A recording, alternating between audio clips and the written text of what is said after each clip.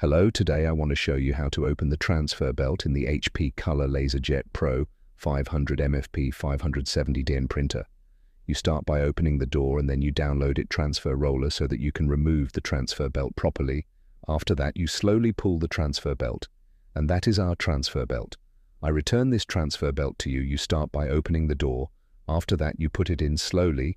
Make sure that you are very careful when putting it in and taking it out to avoid tear it apart.